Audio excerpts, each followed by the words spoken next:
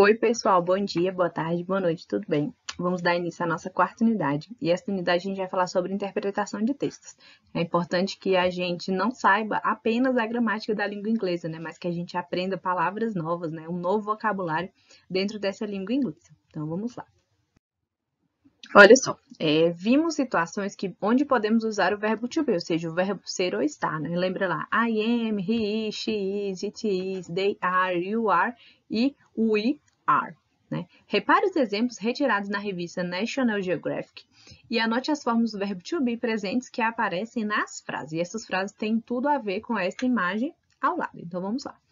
I am Mike Change and I work in the Minito Factory. Ou seja, vamos ver aí se em alguma dessas frases a gente tem esse verbo to be, né? O verbo ser estar. Quando ele fala I am Mike Change. Então, a primeira frase. The factory is here in Taiwan. Ou seja, a empresa, né? A fábrica, ela é aqui em Taiwan.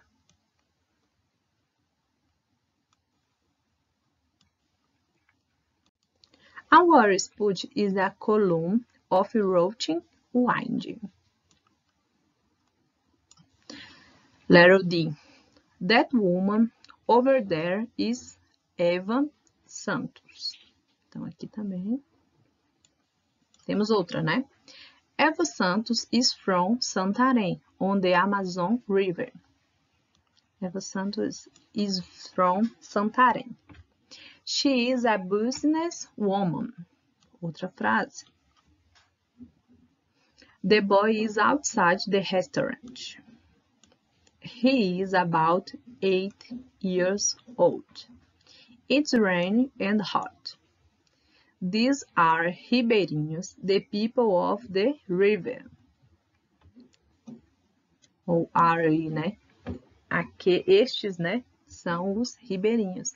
Ribeirinhos are the main residents of the várzea. Bem, Solange Garcia is from a village far up the Amazon. She is married to José Alves. Também outra frase. Solange, her husband and their 8 children are homeless. Não tem. This is a pirarucu. Pirarucu is a red, gold and brown fish. Elcio is a little and strong boy. He is thin. He is a fisherman. Então, assim, a gente grifou todas as frases, né, que contém aí esse verbo to be. E é importante que vocês também pesquisem o que está querendo falar, né, cada uma dessas frases. Tranquilo? Então, nesse exercício aí, né, bom, olha só. Nas frases anteriores, o verbo to be pode ser traduzido por ser, estar ou ter. Nós vamos ter que completar a tabela, né, de acordo com a tradução, beleza? Então, o verbo to be está indicando nas frases. Na letra A, vai ser ou estar ou ter. Na letra B, ser, estar ou ter. Então, é importante que vocês marquem tudo aquilo que está sendo indicado, né? Qual que é a tradução do verbo to be em cada uma dessas frases, beleza? Então, vocês vão voltar lá no vocabulário lá atrás. E aí, vocês vão ler as frases e vão marcar aqui nessa tabela, né? Nessa tabela aqui, ó, que o verbo to be está indicando nas frases. Na primeira frase, né? Letter A, o verbo to be está sendo, tem o significado de sou. Na letter B, né? Letra B, ele está significando é. E na C, D, E, F, G, na letra P, na letra Q, na letra R, quais que são? Então, é importante que vocês voltem no exercício anterior e marquem qual que é a tradução, né?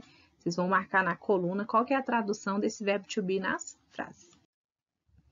Olha só, usamos o verbo to be para dar nome às pessoas e objetos, indicar a profissão, a naturalidade ou a procedência, a idade, o estado civil, o tempo e a hora. Então, o que eu quero que vocês façam? Lá no texto, né, há 2 slides atrás, lá no nosso vídeo, bem no comecinho, a gente estava lendo, né, diversas frases que ia, né, da letra A à letra R, a respeito de várias pessoas ali dentro de uma fábrica, né, falava bastante também sobre a questão do rio Amazonas, né. Então, olha só, Lá, nós vamos retirar das frases anteriores exemplos do verbo to be.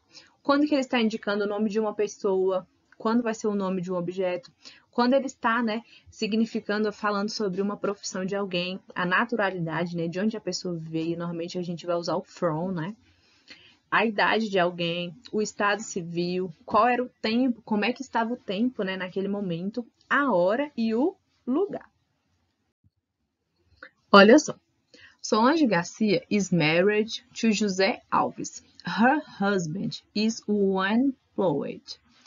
Solange, José, and their 8 children are homeless. Qual que é o estado civil da Solange? Married é casado. Quem é o José Alves? José Alves era o marido da Solange Garcia. A quem a palavra her está se referindo? Her está se referindo a Solange Garcia. Como você diria em português her husband? Ou seja, o marido dela, tá bom? Her husband vai dizer o marido dela. Quantos filhos o casal tem? 8 children, ou seja, 8 crianças, né? 8 filhos. A que pessoas a palavra their está se referindo? Aos seus, né? Suas 8 crianças, né? Então, a Solange e ao José. Como você diria em português, their 8 children? A gente diria, né? As suas 8 crianças, né? Os seus 8 filhos, beleza? Olha só. Ao estudar uma língua, vamos dominando o vocabulário.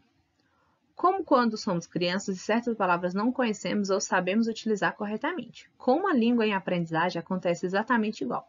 Vamos nos familiarizando com o som, a escrita e o significado. Claro, exige estudo, mas todos somos capazes. É igual eu falo para vocês, né? É importante que a gente tenha um dicionário inglês-português, português-inglês, que a gente também consiga entender o que os textos da apostila estão falando, né? Os textos que tem nos livros. É importante também que a gente leia, mesmo que for pequenas frasezinhas, né, em inglês aí, que tem muitas na internet. Então, e à medida que a gente vai lendo, a gente vai entendendo o contexto e vai aprendendo novas palavrinhas.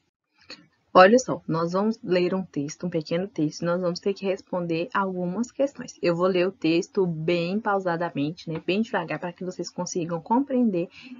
E também, se vocês quiserem repetir o texto juntamente comigo, pausando o vídeo, vocês vão repetir. Good afternoon, ladies and gentlemen.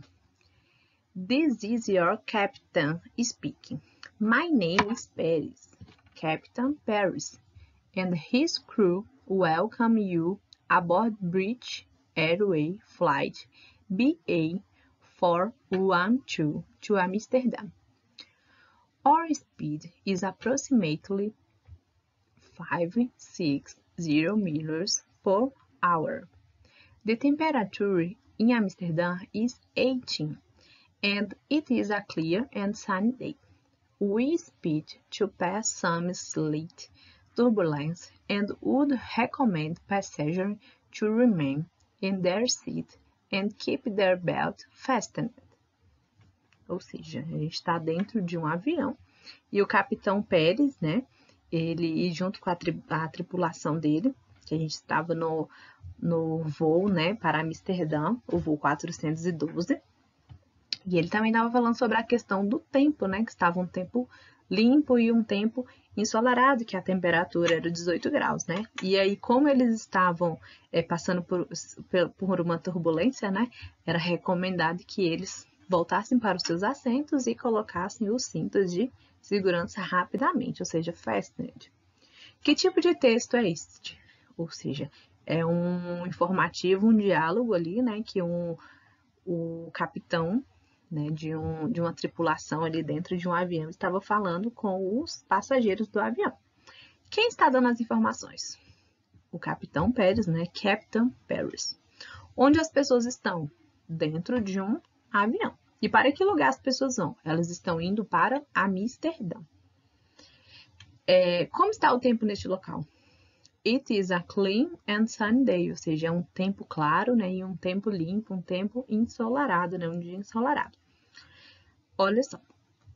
E aí, a gente tem também aí um vocabulário, né? Caso vocês, quando estiverem lendo, e mesmo que vocês não peguem a tradução do texto completamente, a gente tem um vocabulário aqui, né? ao lado. E é importante, gente, que a gente sempre olhe essa questão desses vocabulários que constem tanto nos textos em língua inglesa quanto em língua portuguesa, né? Porque a gente vai aprendendo novas palavras e sempre tem a tradução, ou até mesmo sinônimos, beleza? Pessoal, espero que vocês consigam assistir esse vídeo diversas vezes, façam as atividades, né? Marquem também palavras que vocês nunca ouviram na vida em inglês e busquem também os significados, beleza? Bons estudos para vocês e até a próxima!